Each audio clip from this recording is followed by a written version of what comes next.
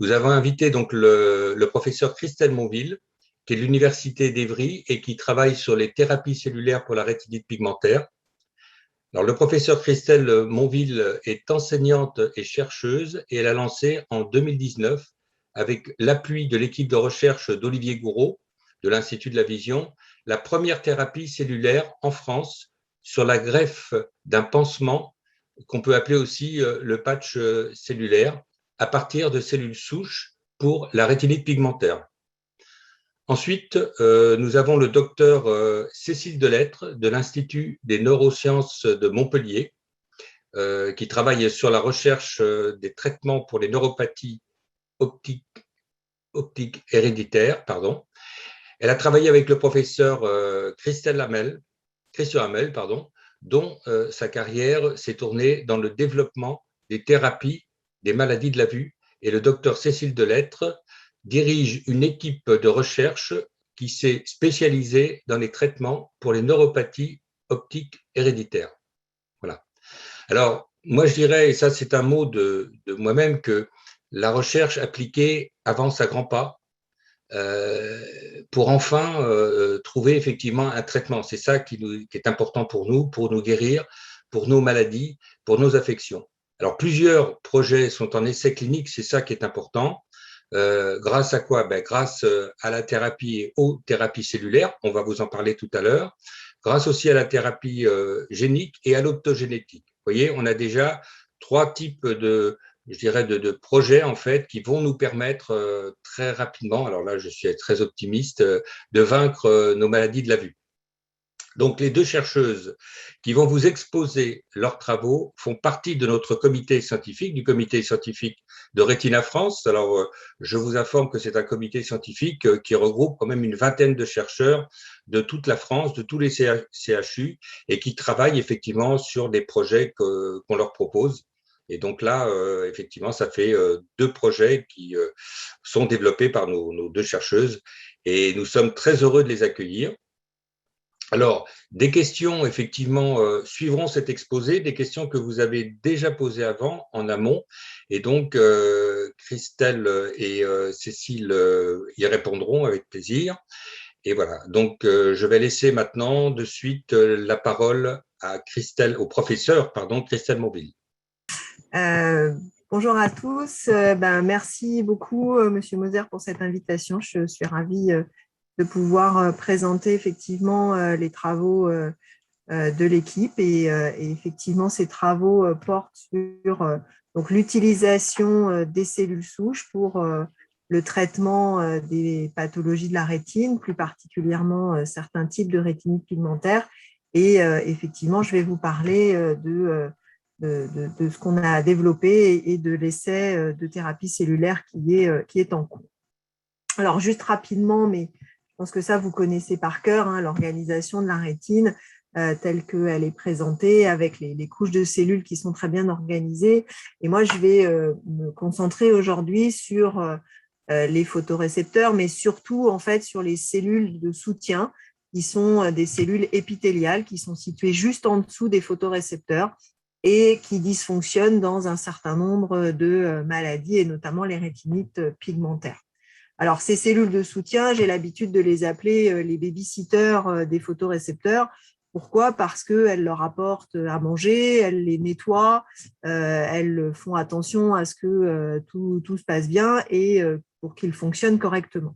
Et donc, dans un certain nombre de pathologies, ces cellules vont dysfonctionner. Alors, les rétinites pigmentaires, c'est vraiment une famille de maladies, hein. Il y a à peu près 80 gènes qui sont connus dans ces rétinites pigmentaires, et ces gènes peuvent dysfonctionner soit dans les photorécepteurs, c'est à peu près 95% des rétinites pigmentaires, soit dans ces fameuses cellules de soutien, ces fameuses cellules épithéliales. Et donc, quand ça fonctionne mal dans les photorécepteurs, ce sont les photorécepteurs qui vont mourir. Et dans ces cas-là, il faut une thérapeutique qui puisse protéger ces photorécepteurs ou remplacer ces photorécepteurs. Et puis, dans 5% des rétinites pigmentaires, ce sont ces fameuses cellules de soutien, ces cellules de l'épithélium qui vont dysfonctionner. Donc, il y a une perte de fonction dans ces cellules. Et dans ces cas-là, il faut essayer de sauver, remplacer ces cellules, parce que si on ne protège pas ces cellules, alors dans un deuxième temps, les photorécepteurs vont se mettre à mourir puisqu'ils n'ont plus leurs cellules de soutien, ils n'ont plus leur babysitter. Donc, c'est vraiment ces pathologies-là pour lesquelles on a cet essai clinique pour le moment, et je vais y revenir. Alors, il existe une autre maladie, cette fois-ci beaucoup plus fréquente, dans lesquelles ces cellules de soutien dysfonctionnent également, c'est la dégénérescence maculaire liée à l'âge, qui là n'est pas une pathologie génétique, est une pathologie multifactorielle qui touche environ 2 millions de patients en France, à peu près 10 fois plus en Europe, aux États-Unis. Donc, il y a beaucoup de patients qui sont touchés. Et c'est une maladie qui est essentiellement liée à l'âge. Il y a des gènes qui peuvent être influencés aussi. Et donc, dans cette dégénérescence maculaire, c'est là aussi les cellules de l'épithélium qui dysfonctionnent. Donc, quelles sont les stratégies thérapeutiques pour ces rétinites pigmentaires et pour ces maladies de la rétine? Eh bien, on a parlé de la thérapie génique, essayer de corriger la mutation très en amont de la maladie, parce que pour corriger la mutation, il faut que les cellules soient encore présentes, encore vivantes. Et donc, vous savez qu'il y a un médicament qui est sur le marché, qui s'appelle le Luxturna, qui est un médicament de thérapie génique pour la mutation RPE 65. Et puis, il existe aussi des thérapeutiques de neuroprotection. Et donc, différentes approches, thérapie génique, neuroprotection, ça dépend vraiment du stade d'avancement de la pathologie. Et moi, évidemment, ce sur quoi je vais me concentrer, c'est la thérapie cellulaire, c'est-à-dire produire des cellules en laboratoire pour pouvoir remplacer les cellules qui dysfonctionnent ou qui dégénèrent dans la rétine. Donc, évidemment, pour pouvoir produire des cellules de la rétine, il faut une source de cellules au départ pour pouvoir en produire beaucoup. Et pour ça, on travaille donc avec des cellules souches qu'on appelle des cellules souches pluripotentes humaines. Et ces cellules, elles ont deux capacités, elles ont deux propriétés. La première, c'est qu'elles sont capables de se multiplier de façon normale et contrôlée, hein, ce n'est pas des cellules cancéreuses. Et la deuxième, c'est que quand on leur donne les bons signaux, eh bien, on va pouvoir obtenir à peu près tous les types de tissus de l'organisme. Et donc, les cellules de l'œil. Alors évidemment, une fois qu'on a dit ça, c'est plus facile à dire qu'à faire, hein. Il faut vraiment les orienter correctement. Il y en a qui sont plus faciles à obtenir que d'autres, mais on arrive quand même à obtenir certaines cellules de la rétine. Alors, il y a ces cellules souches pluripotentes humaines, il en existe deux types avec lesquels on travaille au laboratoire. Les cellules souches embryonnaires humaines, qui sont issues d'embryons qui proviennent de fécondation in vitro, qui évidemment ne font plus l'objet de projets parentaux. Et puis, il existe un deuxième type de cellules souches pluripotentes qu'on appelle les IPS, pour cellules souches pluripotentes induites ou induites à la pluripotence. C'est plus français, qui sont en fait des cellules assez incroyables, puisque on prend des cellules, par exemple, de la peau, et on les reprogramme avec du génie génétique, avec des gènes. Et en gros, ce qui se passe, c'est qu'elles vont un peu rembobiner leur programme et elles vont redevenir des cellules embryonnaires. Et donc, nous, au laboratoire, on travaille vraiment avec les deux types de cellules pluripotentes pour les applications. Alors, quel type de cellules de rétine on sait faire à partir de ces cellules souches? On sait faire à peu près maintenant tous les types de cellules de la rétine. Alors, je dis à peu près parce que y en a qui sont quand même plus faciles à obtenir que d'autres. Alors, sur la gauche, vous avez une colonie de cellules souches pluripotentes. C'est des cellules qui aiment bien être les unes contre les autres. Et puis, vous avez des images. Alors, c'est une diapo que j'ai empruntée au docteur Olivier Gouraud, avec qui on travaille, puisque on arrive à faire des cellules ganglionnaires, des photorécepteurs et surtout des cellules de l'épithélium pigmentaire, qui sont des cellules qui s'accrochent les unes aux autres, qui sont pigmentées, qui sont un peu marron. Et c'est de celles-là dont je vais vous parler aujourd'hui.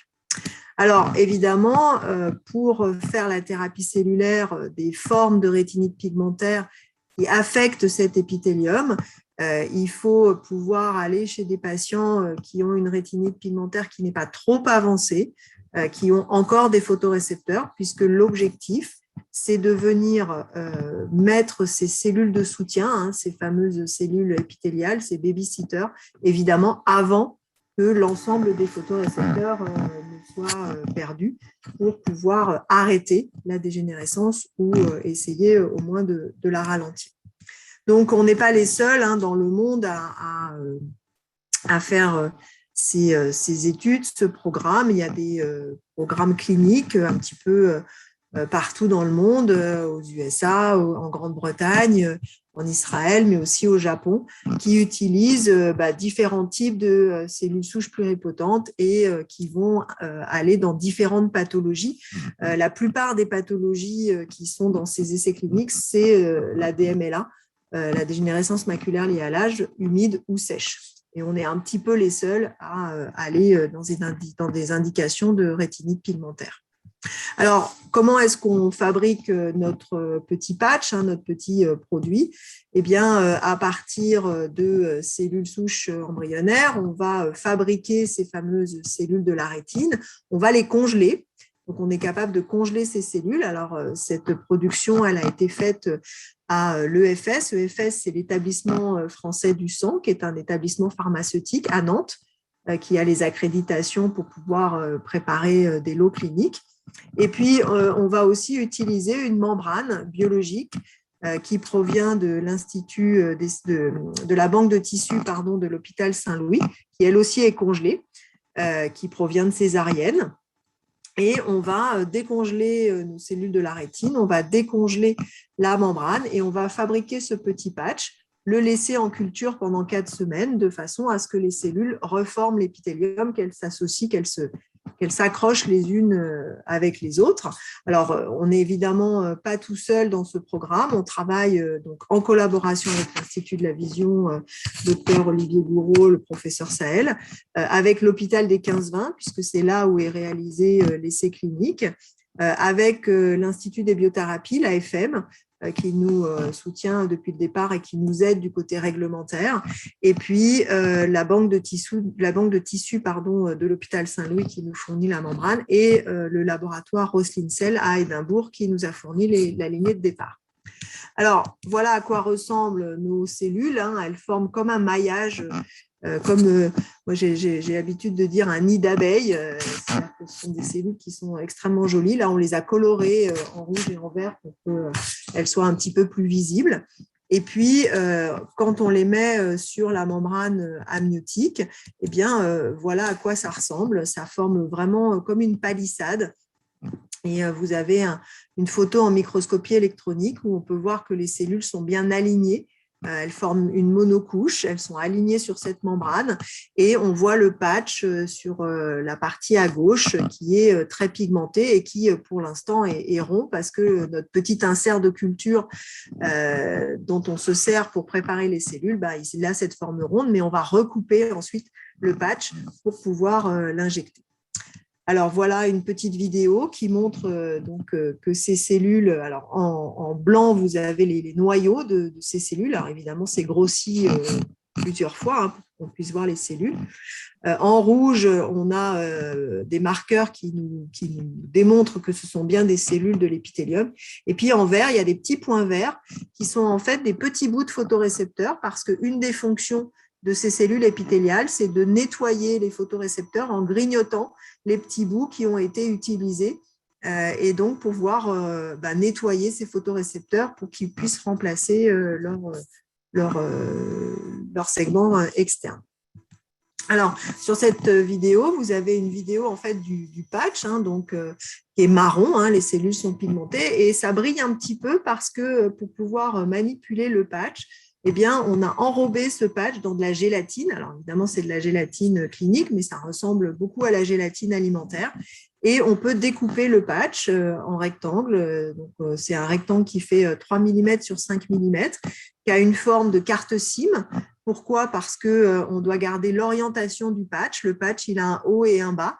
Donc, il faut qu'on sache dans quel sens il faut mettre les cellules. Et pour pouvoir injecter le patch, on se sert en fait des mêmes outils qui servent pour les chirurgies de la cataracte. Et donc, vous voyez que ce patch, une fois qu'il a été mis dans l'injecteur, il se roule un peu comme un tapis. Et la gélatine va protéger les cellules, elle va donner une élasticité au patch. Et lorsque le chirurgien va implanter le patch sous la rétine du patient, il va faire une petite bulle de façon à décoller la rétine et à injecter le patch entre les photorécepteurs et la couche épithéliale du patient.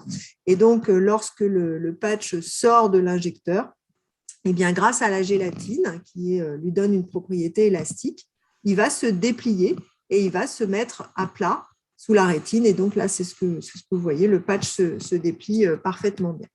Alors, on a évidemment testé que le patch était capable de protéger les photorécepteurs. Donc là, ça représente à gauche une rétine normale et tous les petits points blancs sont des photorécepteurs, les noyaux des photorécepteurs. Dans une rétine malade, il n'y en a plus.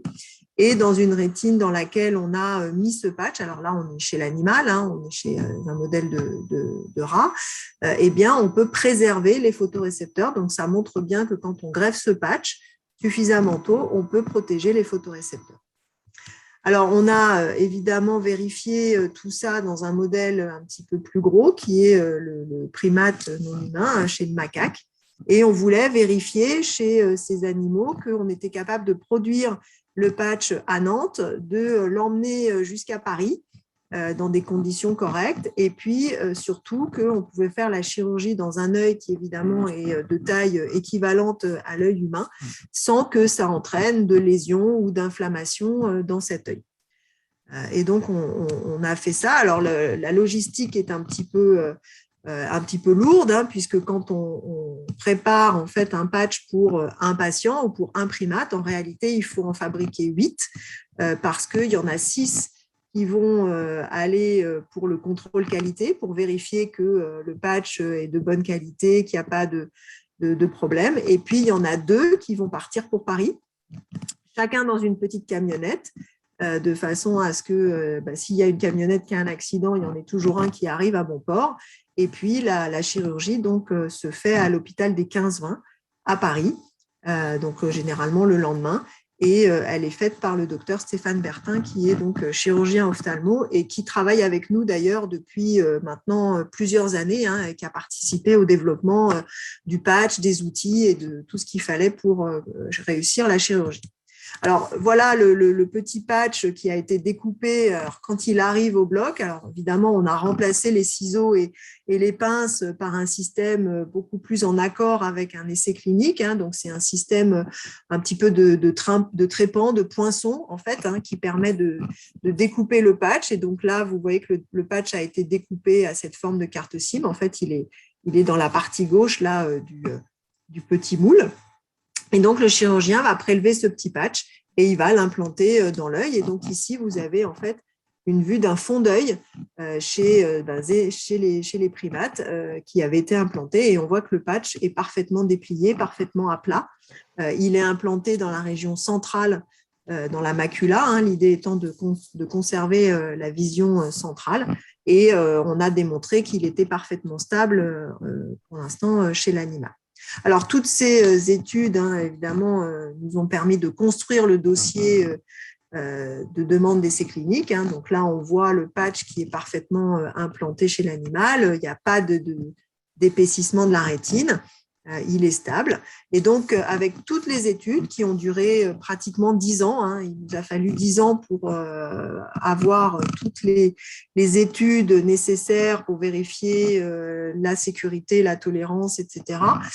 Eh bien, le dossier en fait, d'essai clinique a été soumis en juillet 2018. Il a été accepté en janvier 2019 et ça nous a permis de pouvoir démarrer donc, l'essai clinique en 2019. Alors, cet essai clinique, c'est un essai clinique de phase 1-2, qui s'adresse à des patients qui ont certaines mutations, la mutation LRAT ou la mutation MRT4. Première cohorte avec 2 patients qui ont une acuité visuelle qui est très faible.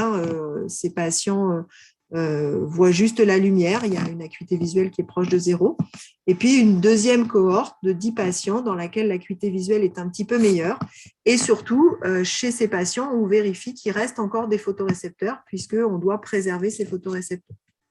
Donc les objectifs, c'est d'abord la sécurité et la bonne tolérance du patch, dans la première cohorte essentiellement, mais on espère quand même pouvoir évaluer une certaine efficacité, et notamment chez les patients de la deuxième cohorte. Alors, pour vous montrer les premiers résultats de cet essai, alors c'est des résultats qui sont encore évidemment très préliminaires. Les premiers patients ont été greffés il y a 2 ans. Donc, on voit que le patch est bien implanté sous la rétine, il est bien au niveau de la macula et surtout, il est stable dans le temps, c'est-à-dire qu'en haut, il y a une image à 3 mois et en bas, on est à une image à 18 mois. Donc, on voit que le patch est vraiment très stable. J'ai entouré avec une petite fenêtre rouge pour vous aider à voir où était positionné le patch. Il n'y a pas d'épaississement de la rétine. Il n'y a pas de bulle, il n'y a pas de décollement, donc il n'y a pas de souci de ce côté-là, il n'y a pas d'inflammation. Les patients ont été sous traitement immunosuppresseur pendant 1 an, parce que même si l'œil est un petit peu immunoprivilégié, on fait quand même une lésion et donc on préfère protéger ce patch de risque de rejet éventuel. Mais là, les patients ne sont plus sous immunosuppresseurs depuis 1 an et tout se passe toujours bien. Il n'y a pas de signe de rejet, il n'y a toujours pas de signe d'inflammation. Et les patients nous disent qu'il y a peut-être un petit peu plus de lumière, qu'il y a peut-être un petit quelque chose. Alors, c'est difficile à mesurer, mais il y a peut-être quand même un petit quelque chose. Alors, on a commencé la deuxième cohorte. Il y a 3 patients qui ont été greffés dans cette deuxième cohorte. Alors, ça a été un petit peu compliqué avec le Covid, évidemment, mais on a quand même réussi, malgré tout, à faire avancer cet essai. Donc, il y a un patient qui a été opéré en octobre 2020 et puis 2 patients début 2021, en février et en avril. Et donc, là aussi, on a vérifié que le patch était correctement implanté. Alors, pour le patient 3, il y a eu un petit glissement du patch. La rétine s'est recollée peut-être avec un petit délai, mais le patch est bien à plat. Il y a eu une petite cataracte, ça c'était un des risques connus, mais le patient a été opéré de sa cataracte depuis et ça va mieux. Et donc, pour l'instant, on a effectivement des résultats plutôt rassurants sur le côté sécurité et tolérance. Pour l'instant, on n'a pas encore beaucoup de résultats au niveau efficacité, donc c'est un peu tôt encore pour se dire s'il peut y avoir un petit mieux au niveau efficacité, mais j'espère que l'année prochaine ou dans 2 ans, je pourrai revenir et vous dire que ça va mieux. Alors, il reste encore donc 7 patients à opérer. On devrait pouvoir opérer 2 patients début 2022 pour finir la première moitié de cette cohorte 2. Et finir l'essai, on espère, fin 2022, sachant que les patients seront suivis en tout pendant 5 ans. Alors, qu'est-ce qu'on fait maintenant, juste pour terminer en quelques minutes? On travaille sur un patch 2.0. Parce que, évidemment, je vous ai dit, pour l'instant, on s'adresse qu'à 5% des rétinites pigmentaires et donc on cherche à améliorer ce patch, à générer un tissu plus complexe, notamment en fabriquant des photorécepteurs, et donc on travaille avec Olivier Gouraud pour ça, mais aussi peut-être les cellules de la choroïde qui sont situées en dessous des RPE. On cherche aussi à congeler le patch. On sait congeler les cellules, on sait congeler la membrane, mais on ne sait pas encore congeler les deux ensemble. Donc, on travaille aussi là-dessus, ce qui permettrait de diminuer aussi les coûts de production. Et puis, on travaille aussi sur automatiser les moyens de production pour pouvoir produire beaucoup plus de cellules que ce qu'on a fait jusqu'à maintenant. Et donc, juste pour vous montrer, pour la partie automatisation, on a la chance au laboratoire d'avoir un robot qui cultive les cellules quasiment tout seul.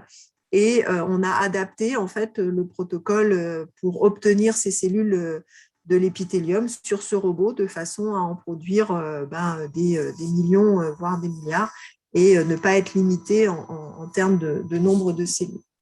Donc, j'ai fini. Alors, évidemment, je termine par les remerciements. On est maintenant une grosse équipe, hein. On a commencé juste avec l'équipe du laboratoire et on est maintenant avec une très grosse équipe pour assurer ce programme. Donc, je les remercie tous. Je remercie évidemment les patients qui participent aux essais cliniques parce que on apprend beaucoup des patients et ça nous fait progresser. Donc, je les remercie. Et évidemment, toutes les financeurs, toutes les associations qui nous soutiennent, Retina France également, qui nous soutient dans beaucoup du travail que je vous ai présenté aujourd'hui. Voilà, merci beaucoup. Alors, bonjour à tous. Merci beaucoup Eric et toute l'organisation de Retina France pour m'avoir donné l'opportunité ou proposé de participer à ce colloque. Donc, merci beaucoup. Donc, je vais vous parler de ce que l'on fait à l'Institut des neurosciences de Montpellier en termes de recherche et de traitement pour les neuropathies optiques héréditaires. Donc, je me présente, je suis Cécile Delettre, donc je travaille dans une équipe. Alors, j'ai longtemps travaillé avec Christian Hamel et puis là, depuis 2021, nous avons créé une équipe qui s'appelle l'équipe œil, qui est dirigée par Frédéric Michon et qui est donc composée de 2 thématiques. Une thématique sur le segment antérieur qui travaille plutôt sur toutes les maladies de la cornée, qui est dirigée par Frédéric Michon, et une thématique que je dirige sur le pôle postérieur et plus précisément les atteintes du nerf optique. Donc, nous sommes sur le campus de l'hôpital Saint-Éloi à Montpellier et nous interagissons très étroitement avec les cliniciens, puisque plusieurs cliniciens font partie de l'équipe, des ophtalmologistes, des neuropédiatres. Et nous interagissons également très étroitement avec le centre de référence pour les maladies sensorielles génétiques qui se trouve aussi sur l'hôpital. Donc, qu'est-ce que les neuropathies optiques héréditaires? Alors, c'est une des formes les plus fréquentes de cécité héréditaire chez l'homme. Elle touche en fait une catégorie de cellules qui sont les cellules ganglionnaires. Donc, vous représentez une coupe schématique d'un œil avec la rétine au fond de l'œil, et cette rétine est composée de plusieurs couches de cellules. Les photorécepteurs, qui sont les cellules qui vont transformer l'information lumineuse en information électrique, les interneurones et les cellules ganglionnaires, dont les axones forment le nerf optique et qui vont permettre de transmettre l'information électrique jusqu'au cerveau. Et dans le cas des neuropathies optiques héréditaires, ce sont ces cellules qui dégénèrent et qui, au niveau de la vision, se traduit par une perte progressive du champ visuel central. Alors, au niveau de l'examen clinique, donc on a une perte progressive du nerf optique qui est visible lorsqu'on fait un fond d'œil. Et chez un sujet normal, on a ce qu'on appelle l'émergence du nerf optique, c'est-à-dire le nerf optique qui sort de la rétine. On peut le voir en fond d'œil et ça apparaît très rosé. Alors que chez un sujet atteint de neuropathie optique héréditaire, cette émergence du nerf optique, elle est blanchâtre et c'est caractéristique d'une perte progressive des fibres du nerf optique. Alors, il existe 2 maladies principales pour les neuropathies optiques héréditaires, donc la neuropathie optique de Leber et l'atrophie optique dominante. Alors, la neuropathie optique de Leber, elle se traduit par une baisse brutale de la vue qui intervient tout d'abord sur un œil, puis après le deuxième œil. La transmission est maternelle, puisque ce sont des mutations de l'ADN mitochondrial qui est transmis par la mère qui est responsable de cette maladie. La pénétrance est incomplète, c'est-à-dire qu'il y a plus d'hommes que de femmes qui sont atteints. Et elle débute à 20 ou 30 ans chez les hommes et 30-40 ans chez les femmes. Il y a une atteinte du champ visuel central, une anomalie des couleurs dans l'axe rouge-vert, et elle est parfois réversible. Donc, la cécité dans cette maladie est rare, sauf certains cas où on a en plus alcool et tabac qui viennent en plus de la maladie. Ce qui est de l'atrophie optique dominante, on a dans ce cas-là une baisse plus progressive de la vue, qui est cette fois-ci bilatérale, avec une transmission dominante. La pénétrance est incomplète, c'est-à-dire qu'on a une sévérité qui est très variable, que ce soit entre les familles ou même à l'intérieur d'une même famille. C'est une maladie qui débute dans l'enfance. Là, il y a une atteinte du champ visuel central, tout comme la neuropathie optique de Leber, et une anomalie des couleurs, mais cette fois-ci dans l'axe bleu jaune. C'est une maladie irréversible et qui peut aller soit du 10/10e, c'est-à-dire qu'il y a certains patients qui n'ont pas d'atteinte, mais puis qui pourtant portent la mutation, jusqu'à la cécité légale. Et à l'heure d'aujourd'hui, dans la neuropathie optique de Leber, il existe un premier essai de thérapie génique qui a débuté en 2018, alors que pour l'atrophie optique dominante, il n'existe pour le moment aucun traitement. Alors, les neuropathies optiques héréditaires donc, touchent environ une personne sur 10 000. Comme je vous le disais, la sévérité, elle est variable, que ce soit à l'intérieur des familles ou entre les familles. Elle est majoritairement non syndromique, c'est-à-dire qu'on a une atteinte essentiellement visuelle. Et elle est génétiquement hétérogène. Donc, à l'heure d'aujourd'hui, on a environ une dizaine de gènes responsables de ces pathologies. Alors, quand j'ai commencé, moi, ma thèse en 98, donc avec Christian Hamel, il n'y avait aucun gène qui était connu, seulement 4 localisations chromosomiques qui étaient liées à ces pathologies. Et en 2000, nous avons identifié OPA1 comme étant le premier gène des neuropathies optiques héréditaires.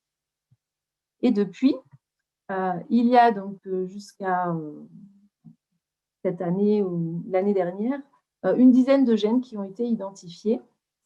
Et ce qui est remarquable, c'est que la fonction de ces gènes donc tous ces gènes jouent un rôle dans le fonctionnement d'un petit organelle qui est nécessaire à la cellule, qui s'appelle la mitochondrie. Donc ce petit organelle, c'est un des organeles les plus importants de la cellule. C'est l'usine qui produit l'énergie des cellules. Donc cette mitochondrie, elle produit l'énergie, elle joue un rôle aussi également dans la régulation du calcium entre les cellules et dans les processus de synthèse des hormones. Donc cette mitochondrie, elle joue un rôle vraiment dans les mécanismes qui sont cruciaux pour la survie des cellules. Donc toutes ces maladies, donc les neuropathies optiques héréditaires, aujourd'hui on peut dire que ce sont des mitochondriopathies et pour l'instant il n'y a aucun traitement à l'heure actuelle. Donc, les questions que l'on se pose aujourd'hui, c'est quelles sont ces atteintes dans les mitochondries qui sont responsables de cette atteinte visuelle?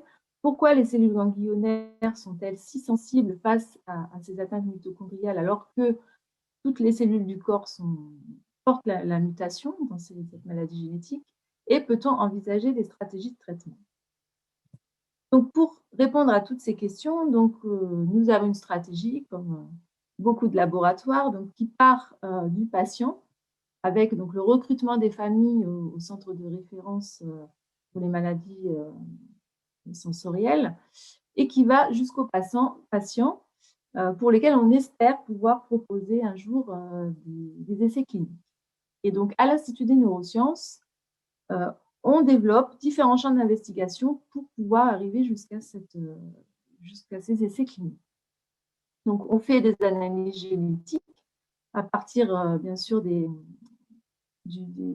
recrutement des patients, donc ce qui nous permet de trouver les gènes responsables de ces maladies. On développe de la physiopathologie, donc en utilisant des modèles animaux. Donc, on travaille sur du poisson zèbre, des modèles de souris, des modèles de cellulaires également, qui sont des cellules ganglionnaires de nos modèles animaux et également des fibroblastes. Ce sont des petites biopsies de peau qui proviennent des patients et qui nous permettent d'étudier la fonction des gènes. Et enfin, nous développons des projets de thérapie génique et pharmacologie. Donc, le traitement des neuropathies optiques héréditaires. Alors, quelles sont les difficultés? Donc, tout d'abord, il faut pouvoir passer la barrière hémato-rétinienne. Il faut atteindre la mitochondrie, puisque c'est la mitochondrie qui dysfonctionne. Et il faut évaluer la balance bénéfice-risque, puisque, comme je vous l'ai dit, souvent, il y a une variabilité dans les familles. Donc, il faut évaluer, bien sûr, la balance bénéfice-risque. Les avantages, c'est que l'œil est un organe isolé qui présente d'énormes avantages pour l'accès aux approches thérapeutiques, car il est isolé et facilement... c'est-à-dire qu'on peut injecter facilement sans que ce soit trop invasif. Et également, donc, il y a peu de réponse immunitaire inflammatoire. Donc, ce que l'on propose, c'est soit des approches pharmacologiques ou des approches de thérapie génique. Donc, qu'est-ce qui a été fait ou qui est fait actuellement en termes de traitement? Donc, c'est surtout en ce qui concerne la neuropathie optique de Leber, pour lequel il est décrit des approches pharmacologiques en utilisant des antioxydants, c'est-à-dire des cocktails de vitamines ou d'autres composés antioxydants, mais qui pour l'instant n'ont pas donné d'effet vraiment positif. Il y a également l'utilisation d'un antioxydant qu'on appelle l'idébénone, qui montre des effets globalement positifs, mais qui pour l'instant n'a pas eu d'autorisation sur le marché, et une molécule qui s'appelle EPI743, qui montre une amélioration de la vision chez 4 patients sur 5 et qui, bon, bien sûr, a été fait sur un très faible nombre de patients. Il y a également l'utilisation d'anti-apoptotiques, comme la cyclosporine A, mais qui n'a pas montré pour l'instant d'effet positif. Donc, l'approche majeure pour le traitement de la neuropathie optique de Leber, c'est une approche de thérapie génique qui a débuté en 2018 et qui consiste à ajouter une copie sauvage du gène muté, et donc en faisant des injections intravitréennes de vecteurs viraux qui expriment donc MD4, qui est le gène muté dans cette maladie. Donc, c'est un essai multicentrique qui inclut donc 7 centres, comme les USA, la France, le Royaume-Uni, l'Allemagne et l'Italie. Et à l'heure d'aujourd'hui, les résultats ont montré une amélioration de la fonction visuelle et la protection de l'anatomie de la rétine 72 semaines après le traitement. Donc, ce qui est une approche vraiment très encourageante. Pour ce qui est de l'atrophie optique dominante, la seule approche qui a été faite pour l'instant chez l'homme, c'est l'utilisation de l'antioxydant idébénone qui a montré aucun effet secondaire et une amélioration de l'acuité visuelle chez 5 patients sur 7, donc encore un petit nombre de patients.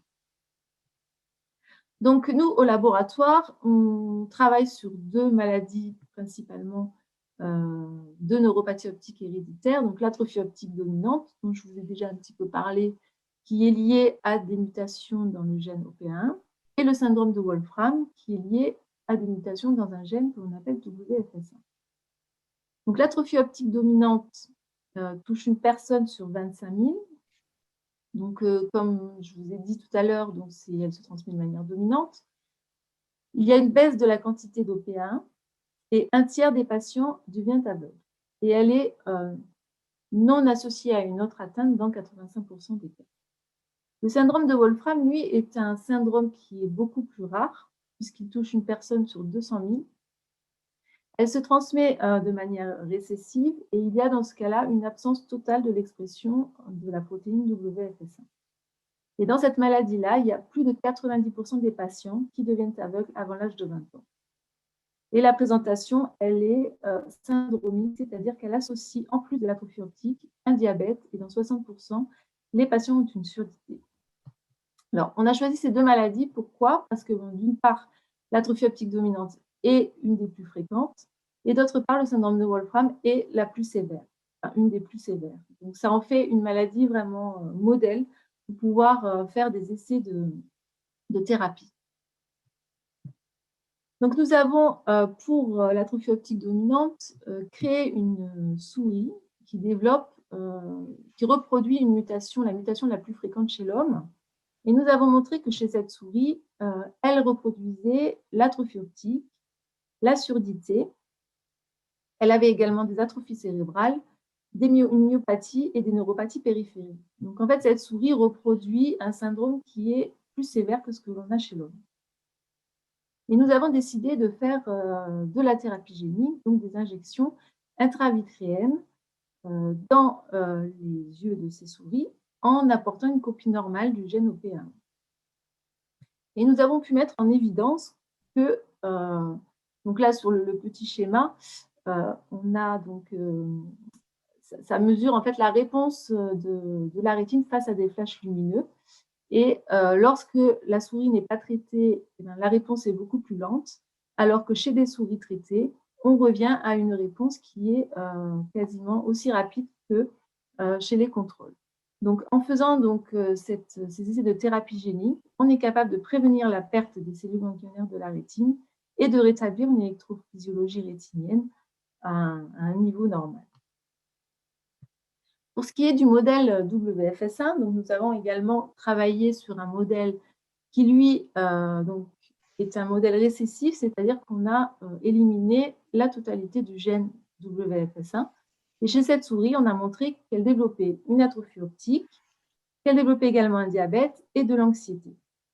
Donc, nous avons fait la même approche, c'est-à-dire des injections intravitréennes de vecteurs WFS1 humains, donc pour réexprimer une copie normale du gène WFS1 dans cette souris. Alors, nous avons mesuré l'acuité visuelle de ces souris et nous avons pu montrer que les souris les souris mutantes injectées avec le virus exprimant WFS1 avaient on n'empêchait pas la diminution de l'acuité visuelle, mais on avait une diminution qui était vraiment beaucoup plus lente que chez des souris non traitées. Nous avons également regardé le fond d'œil. Donc, chez une souris non traitée mutante, on a un fond d'œil qui apparaît blanchâtre, alors que chez une souris traitée, on réduit vraiment cette pâleur du disque optique. Et enfin, donc, nous avons regardé la structure du nerf optique, c'est-à-dire qu'en faisant des coupes en microscopie électronique, on est capable de voir tous les petits axones du nerf optique à partir de rétines de souris. Donc, chez des souris mutantes non injectées, on voit qu'il y a une perte du nombre de fibres optiques et celles qui restent sont très vacuolisées. Il y a vraiment beaucoup de vide à l'intérieur, donc montrant vraiment des anomalies importantes chez ces souris. Et lorsqu'on injecte le virus exprimant WFS1 chez ces souris mutantes, on récupère une structure relativement normale du nerf optique. Donc, l'ensemble de ces résultats montre que 6 mois après injection, l'AAV2-WFS1 est capable de diminuer la progression de l'atteinte visuelle chez les souris mutantes, d'améliorer également le fond d'œil et de diminuer également l'atteinte du nerf optique. Donc, ces approches de thérapie génique sont, tout comme ce qui est fait à l'heure actuelle chez l'homme pour la neuropathie optique de Leber, sont très encourageantes pour le futur et le passage peut-être chez l'homme. Alors, nous avons également des projets pour développer des approches pharmacologiques pour essayer d'enrayer la perte des cellules ganglionnaires. Donc, nous avons travaillé sur ces souris mutantes OP1 et nous avons fait des analyses métabolomiques des nerfs optiques, c'est-à-dire que nous avons comparé l'expression des petites molécules dans les nerfs optiques de souris mutantes et par rapport à des nerfs optiques de souris sauvages. Et nous avons montré que chez ces souris, il y avait, donc c'est une collaboration que nous avons fait avec le professeur Pascal Rémy au CHU d'Angers, et nous avons montré qu'il y avait une diminution d'une famille de protéines, de composés qui s'appellent les polyamines, parmi lesquels la spermidine et l'aspermine. Et ces polyamines sont également décrites comme étant diminuées dans des cas chez des patients qui ont des glaucomes. Donc, nous avons entrepris une collaboration avec le professeur Jean-Marie Laine, qui est chimiste à Strasbourg, pour développer des polyamines synthétiques afin de tester si ces polyamines pouvaient avoir un effet sur la fonction visuelle. Donc, nous avons commencé tout d'abord par tester ces polyamines sur les cellules ganglionnaires de la rétine de notre modèle OP1 et dans le but également de faire des tests in vivo pour mesurer la fonction visuelle chez ces souris. Donc, sur les cellules ganglionnaires de souris sauvages, nous avons administré ce composé synthétique et on peut voir que sur des cellules ganglionnaires non traitées, donc on a très peu de ramifications, alors que sur des cellules ganglionnaires traitées avec ce composé synthétique, on a une augmentation de la pousse des petits axones qui sortent de ces cellules qui est vraiment très significative. Donc, nous avons ensuite comparé cette pousse par rapport au composé naturel qui est la spermidine. Et donc, alors sur ce graphe, on voit en bleu que la spermidine est au même niveau que les souris non traitées et que les cellules ganglionnaires qui sont traitées avec le composé synthétique ont vraiment un effet sur la pousse neuritique des cellules ganglionnaires qui est très significatif et avec une bien meilleure efficacité que le composé naturel. Nous avons ensuite utilisé ce composé synthétique sur des cellules ganglionnaires issues des souris mutantes, cette fois-ci. Alors, ces cellules ganglionnaires de nos souris mutantes, à la base, on n'a jamais réussi à les faire survivre dans des boîtes de pétri. Et lorsque l'on met ce composé, eh ben, on est capable d'avoir un effet… les cellules adhèrent et se développent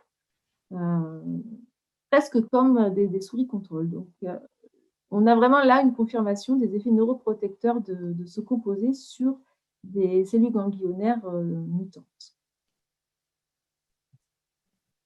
Donc, pour terminer, donc, ce composé synthétique vraiment donne des effets très encourageants. Donc, il nous reste à confirmer ces effets neuroprotecteurs sur les cellules ganglionnaires de souris ayant donc une neuropathie optique héréditaire. Donc là, on a montré ça sur les souris OP1, mais on aimerait également montrer que ça a aussi un effet sur les souris WFS1. Et bien sûr, on envisage de tester in vivo en donnant donc, ce composé aux souris pour voir si on est capable d'améliorer l'acuité visuelle ou même la survie des cellules ganglionnaires dans nos modèles murins. Donc, pour conclure, donc on a donc, sur les approches de thérapie génique, elles sont en effet très prometteuses pour ce qui est des neuropathies optiques héréditaires, donc notamment les essais cliniques qui sont en phase 3 pour la neuropathie optique de Leber, et pour l'instant, donc les essais que nous avons faits au laboratoire sur des modèles murins pour l'atrophie optique dominante et le syndrome de Wolfram. Et au niveau pharmacologique, l'effet neuroprotecteur de ce nouveau composé synthétique qui est à confirmer bien sûr sur des modèles in vivo et qui pourrait être applicable bien sûr pour d'autres neuropathies optiques ou même des maladies neurodégénératives en général.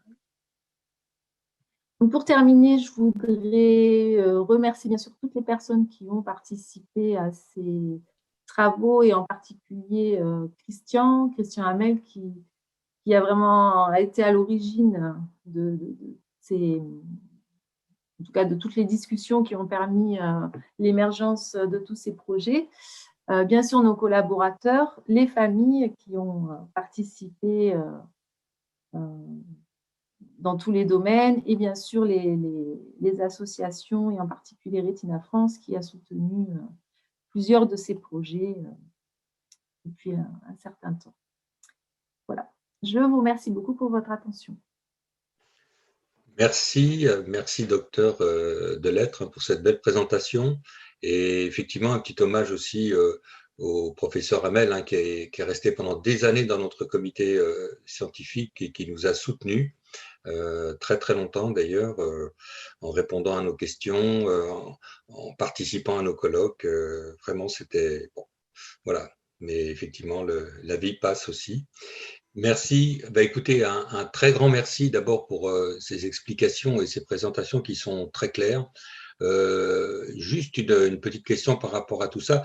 La recherche fondamentale, c'est quelque chose de très important, ce qui permet d'ailleurs de passer à la recherche appliquée. Mais c'est vrai que pour une association de patients, la recherche appliquée, c'est ce qu'il y a de plus important. Et puis ensuite, effectivement, alors, et surtout les essais cliniques. Et on sait que là, vous parliez d'un niveau 2, on peut aller même, enfin, on va jusqu'au niveau 4 ou 5 pour pouvoir après avoir une mise sur le marché, hein, une reconnaissance effectivement, et ce qui permet de créer le médicament.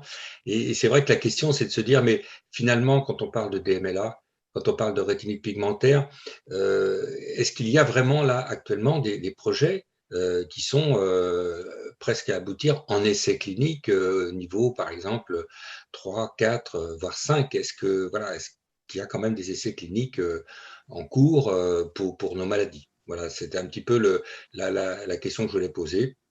Et puis, effectivement, il y a donc des questions qui ont déjà été posées, auxquelles vous allez donc pouvoir répondre à la fois professeur Christelle Monville et puis docteur Cécile Delettre. Voilà, je vous redonne la parole et merci pour vos réponses à nos différentes questions.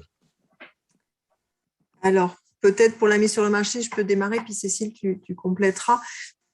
Alors, à ma connaissance, il n'y a pas d'essai de thérapie cellulaire qui soit proche de la mise sur le marché. Alors, la question est un petit peu différente avec les rétines pigmentaires et la DMLA. Les rétines pigmentaires, c'est une maladie rare.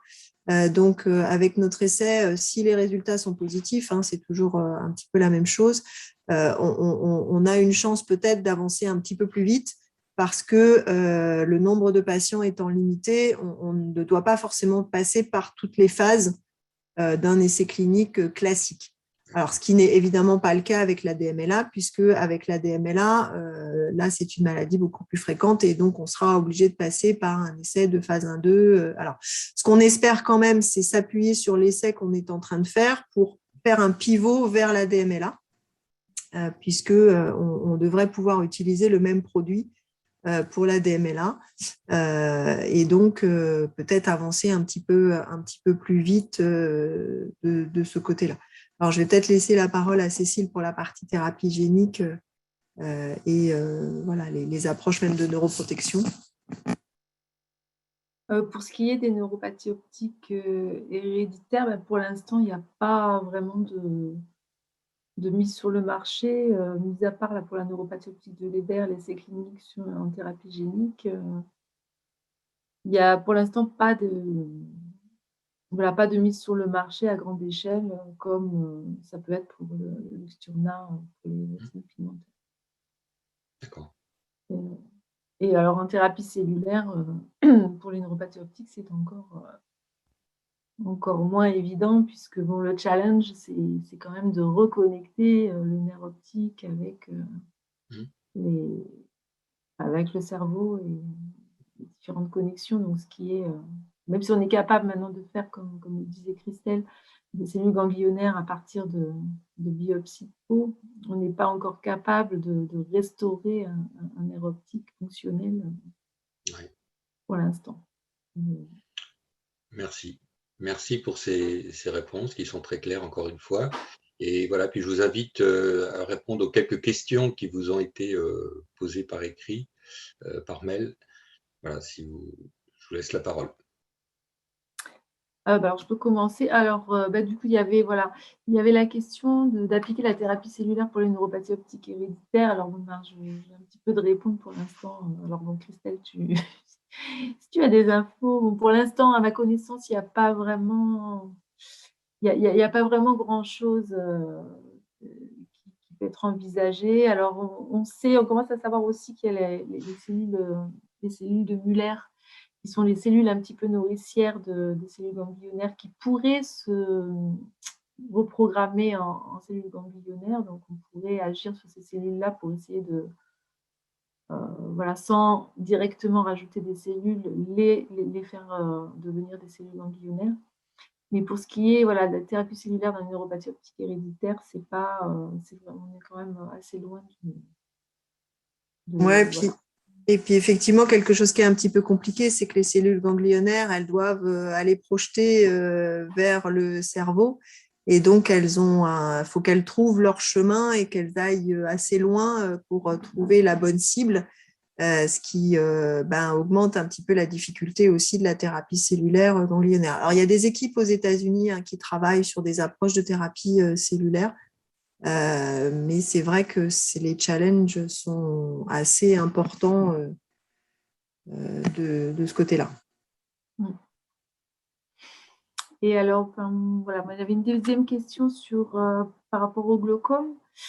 Est-ce que les recherches que l'on fait peuvent s'appliquer au glaucome? Alors, je dirais, en tout cas pour l'aspect pharmacologique, tout à fait, puisque en ce qui concerne l'utilisation de cette polyamine synthétique, l'équipe de Pascal Régnier a montré que justement chez les patients qui avaient des glaucomes, il y avait une diminution de ces taux de polyamine.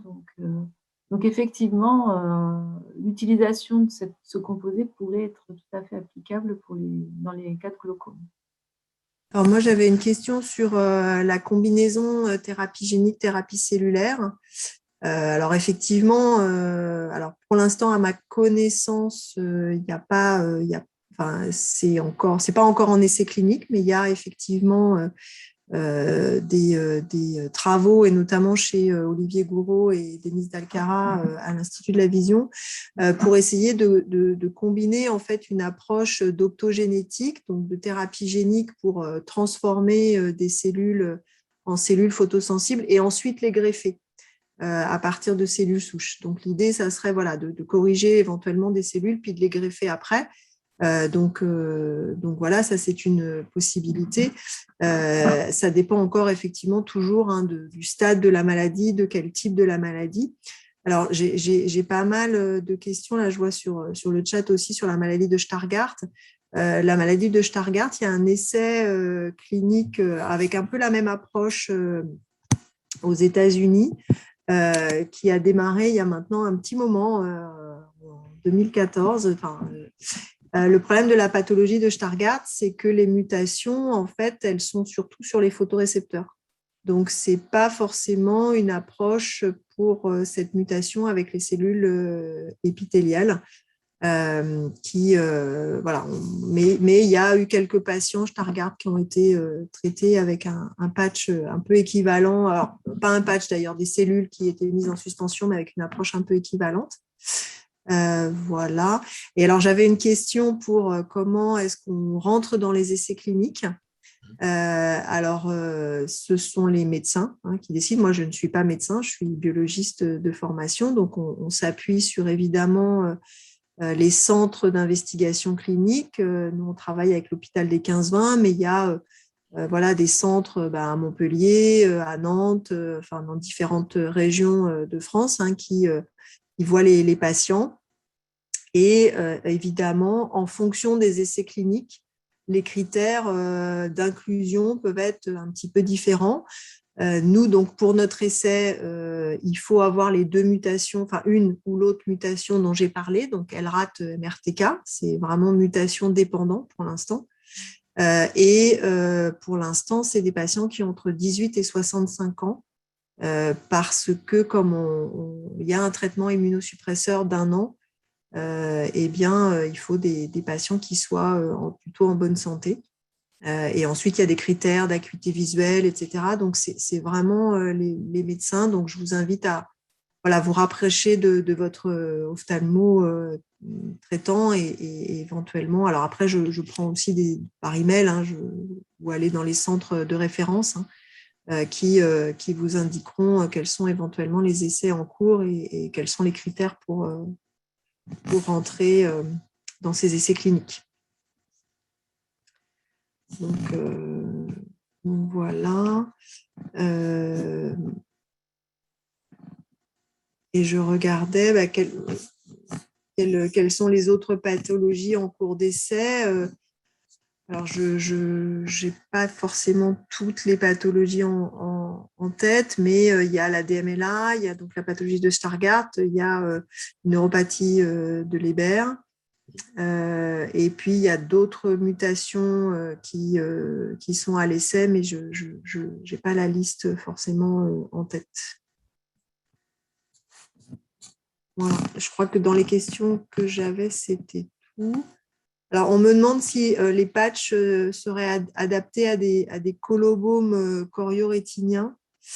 Alors, malheureusement, pour le patch RPE, je pense que ça ne suffirait pas pour arrêter la progression de la pathologie parce que là encore, les mutations et les défauts sont ailleurs.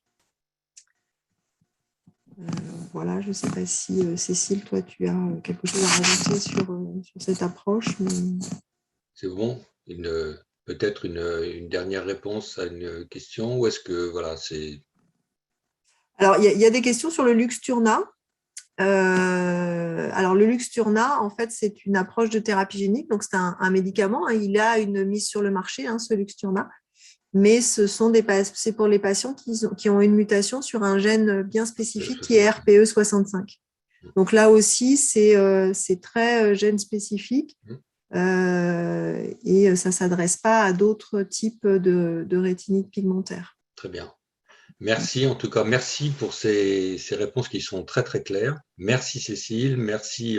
Christelle, parce que c'était vraiment, je pense, très clair. Encore merci, et puis on se dit à très bientôt dans un 4e colloque qui j'espère, va arriver très vite sur d'autres maladies, parce que à chaque fois, effectivement, l'intérêt, c'est de retrouver, je dirais, des maladies différentes avec les chercheurs de notre comité scientifique, mais aussi d'autres chercheurs, effectivement, qui arrivent à la pointe du progrès et qui pourraient nous présenter, effectivement, comme je le disais tout à l'heure, de la recherche appliquée qui avance, voire même des effets cliniques.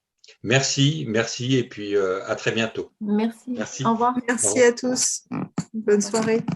Au revoir.